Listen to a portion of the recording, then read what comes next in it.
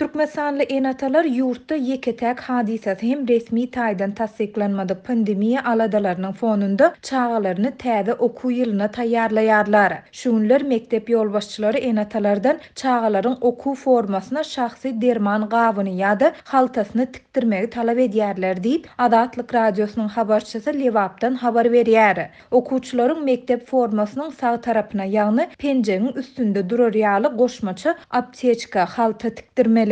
Haltalarda yüz maskasy, ýod, rezin ellik, pürkülýän antiseptik we aksalin geli bolmaly diýip gizlinlik şertine söhbetdeş olan habarçy 19 awgustda gürrüň berdi. Bu talap çağalary mektepde okuyan enatalaryň her çağasy üçin goşmaça 200-300 manat çykdaja etmeli boljakdygyny görkezýär. Sebäbi habarçy bu talap öýlan edilenden soň okuwçylaryň şahsy derman haltasynda bolmaly serişdeleriň bahasynyň 2 hisse gymmatlandygyny aýdýar. 200 mg ululukdaky antiseptikler 40 manatdan satylýardy. Bu talapdan soň onuň bahasy 70 manada ýokurlandy. Öň aksalin geli 20 manada barabardy. Häzir 50 manatdan satylýar. Bu serişdeler türkmen önümleri bolup mektep ýolbaşçylary olaryň diňe şa we täçhil firmalarynyň önümleri bolmalydygyny hem duýdurýarlar diýip habarçy belledi. Adatlyk radiosynyň bu maglumat boýunça Lebap vilayet häkimliginden we bilim bölümünden resmi kommentari almak üçin eden synanşygy netije bermedi. Türkmenistanyň orta mekteplerinde okuwçylardan edilýän bu talap barada Türkmen News neşri hem habar berdi. 17 awgustda ýerden Daşowdyň mektepleriniň muallimleri we sınıf ýolbaşçylary okuwçylaryň enatalaryna jaň edip täze okuw ýylynda berja edilmeli täze talaplary mälim etdiler. Okuw ýylynyň birinji gününde çağalar mektebe ýürite sanitariýa haltalary bilen barmaly. Enatalar onu özleri tikip takyk serişdeler we dermanlar bilen doldurmaly diýip neşiriň 17 awgustda çap eden habarynda aýdylýar. Daşowdyň 7-nji mektebiniň muallimleriniň aýtmagyna görä, gora we dezinfeksiýa üçin ähli zerur serişdeler bilen üpçün edilen sanitariýa haltasy bolmadyk okuwçylar sapaklara goý berilmez diýip neşir belleýär.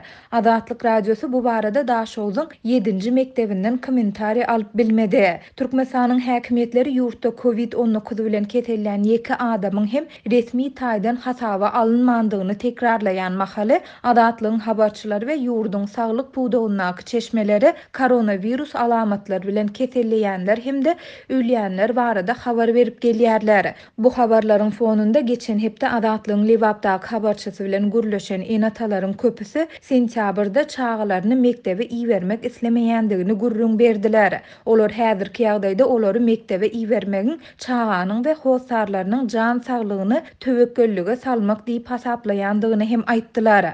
Bütün Dünýä Bankynyň awgustyň başynda çap eden beýanatynda aýdylmagyna görä, koronavirus pandemiýasy Merkezi Aziýa ýurtlarynda bilime, adam kapitalynyň hiline we durmuş ykdysady ösüşiniň derejesine uzak wagtlyk negativ täsir eder. Sebitdäki okuwçylar bilimleri boýunça Ýewropaly deňduşlaryndan 1,5 ýyl izde süýrenýär. Koronavirus pandemiýasy bilim ulgamyna şeýle bir agyr darba urýar welin, onuň täsiri diňe Merkezi Aziýada 44 milliard dollar ykdysady ýitgini hem goşmak bilen onlarça ýyldan soň ýüze çykar diýip Bütün Dünýä Bankynyň hasabatynda aýdylýar. Bu aralykda Adatlygyň ýerli habarçylarynyň ýene biri Lewabyň Kerki şäherinde COVID-19 alamatlary bilen ketelýän bir hirurgyň ýoğulandygyny habar berýär. Habarçy hirurg Rustam Hamidowyň 17 awgustda jaýlanandygyny aýtdy.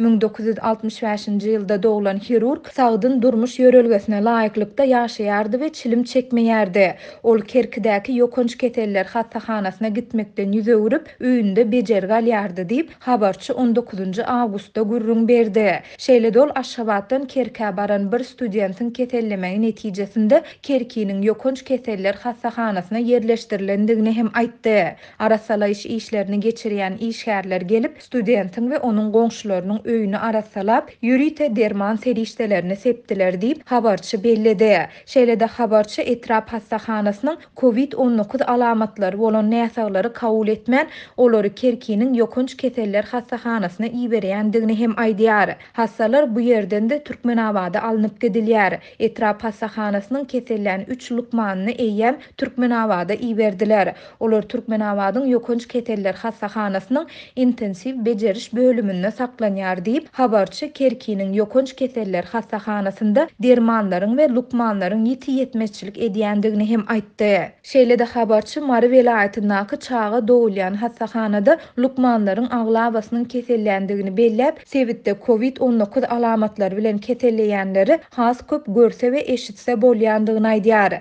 Maryda keselleriň sanynyň artmagyny dermanlaryň aglabasynyň aşgabada iýerilendigi bilen düşündirýärler. Kiçi şäherçelerde bolsa derman hemişe hem ýetmezçilik edýärdi diýip habarçy Marly saglyk işgärleriniň bir näçesine salgylanyp aýtdy. Adatlyk radiosu baýdylanlar barada Mary we Lebap welaýat şeýlede Kerki şäher häkimliklerinden hem de hassahanalaryndan kommentari alyp bilmedi.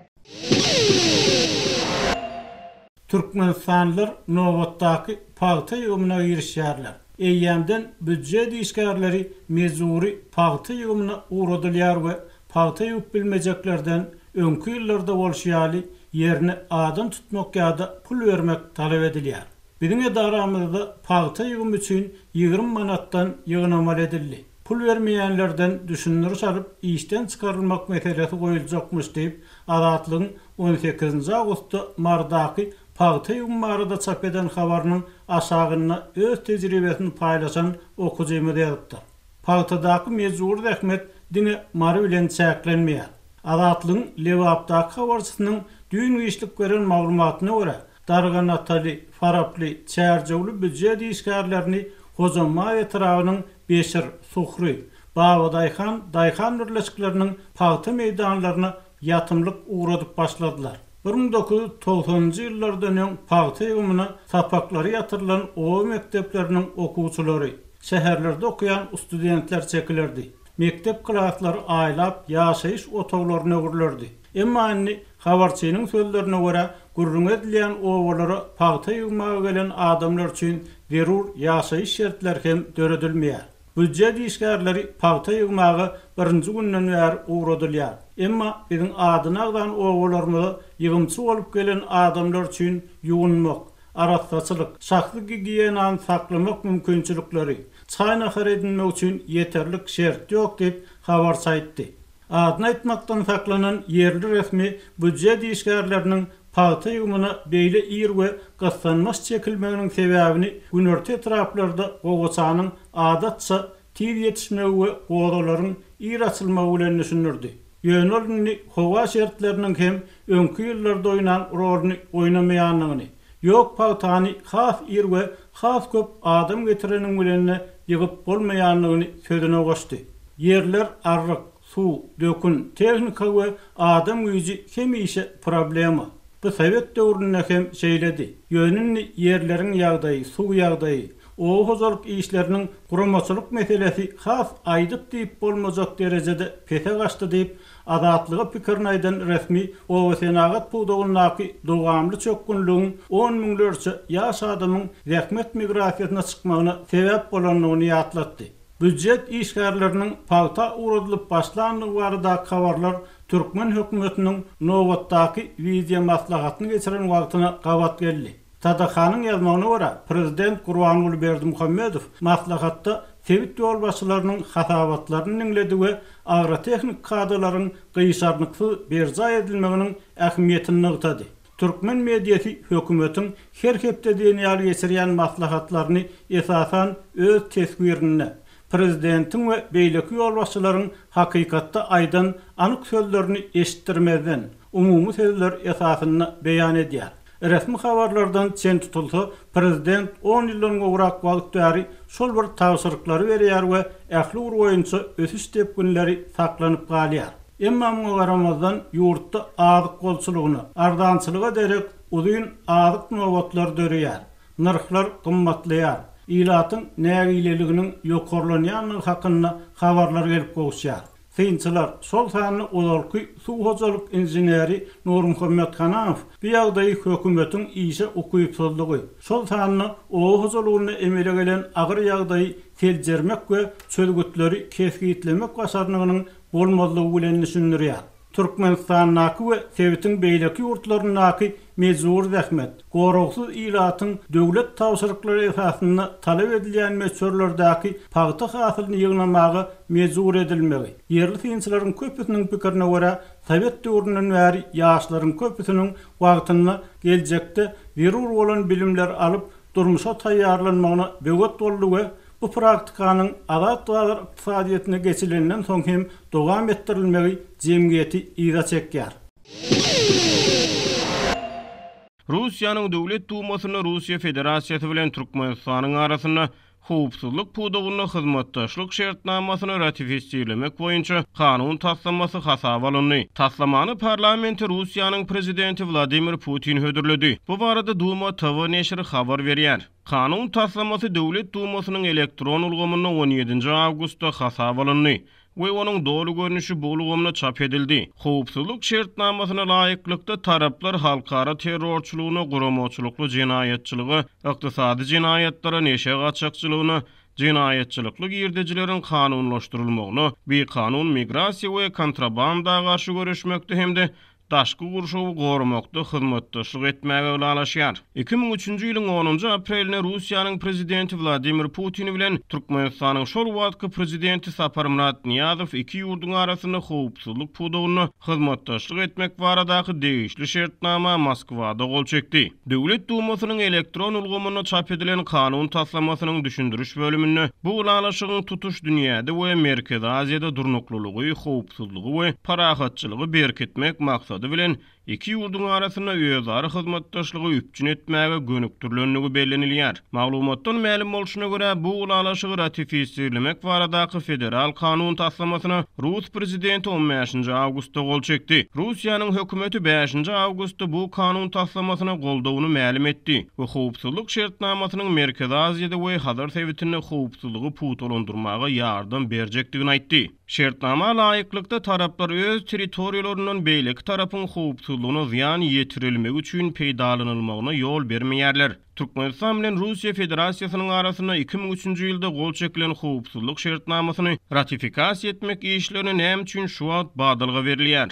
Merkezi Aziýa boýunça ekspert Bruce Panier'in ynanjyna görä, bu resmi naman Russiýanyň ratifikasiýa etmäge girişmegini Türkmen tarapynyň haýyş eden bolmagy ahmal. Ekspert ýurtda ykdysady şertlerin yaramazlaşmagyndan ýyňjylyksızlanýan Türkmen hökümetiniň gyda geňişligine, hususan Belarusy bolup geçýän soňky wakalary seredip özüni daşardan howpsuzlyk kepilligini gözleýän bolmagynyň ahmaldygyny çaklady. It is suspicious that all of a sudden this came up for ratification, like you mentioned, after more than 17 years. Why now? Bu ulalaşygyň aradan 17 ýyl geçip şu wagt ratifikasiýa hödürlenmegi şüphelendirýär. Näme üçin şu wagt diýip Panier aýtdy. Ol Aşgabatyň uzak wagtlardan bäri Kremliň orbitasyndan çetleşenligini, ýöne ýurtda ykdysady şertleriň yaramazlaşmagy bilen ýüze çykmagy ahmal köpçülik nägileliginden howatyr edip şu wagtdan Russiýadan haray gözleýän bolmagynyň ahmaldygyny çaklady. Turkmenistan was not willing to play Russia's game for a long time, and they didn't have to. Because they were getting revenues from gas sales and they could hold out. And it really didn't bother anybody because Turkmenistan itself Türkmenistan uzak wagtlardan bäri Russiýanyň oýunyny oýnamany gelýärdi. We olar muňa mejburum näldi. Olar gaz sewdasyndan girdeji gazanýardy we oňuşup bilýärdi. Bu hiç kimi ýyňjylyksızlandyrmaýardy. Sebäbi Türkmenistan hiç kimi howp awandyrmaýardy. Ýöne bu ýagdaý Kremldäkileriň maňzyna watyp baranokdy diýip Panier düşündirdi. Türkmenistanyň döwlet mediýasy şeýlede ýurtda kabul edilýän kanunlar we gol çekilen halkara şertnamalary çap edýän Adalet ministrliginiň online hukuk maglumatlary merkezi Russiýa bilen 17 ýyl mundan ozal gol çekilen howpsuzlyk ulalaşygynyň Türkmen parlamenti tarapyndan tasdiqlanmanyny habar bermeýär. Bellemeli ýeri 2003-nji ýylyň 10-njy aprel güni Russiýa bilen Türkmenistan howpsuzlyk ulalaşygy bilen bir hatarda iki ýurduň arasyna goşa raýatlygy ýatyrmak boýunça aýry başga bir ulalaşyga gol çekdi. 2003-nji ýylyň 22-nji apreline şertnama gol çekilmeginden 12 gün soň Türkmen parlamenti Russiýa bilen Türkmenistanyň arasyna goşa raýatlygy ýatyrmak boýunça gol çekilen şol ulalaşygy ratifisiýeledi. Ýöne aradan geçen 17 ýylyň dowamyny Rus parlamenti bu ulalaşygy tasdiqlaman gelýär.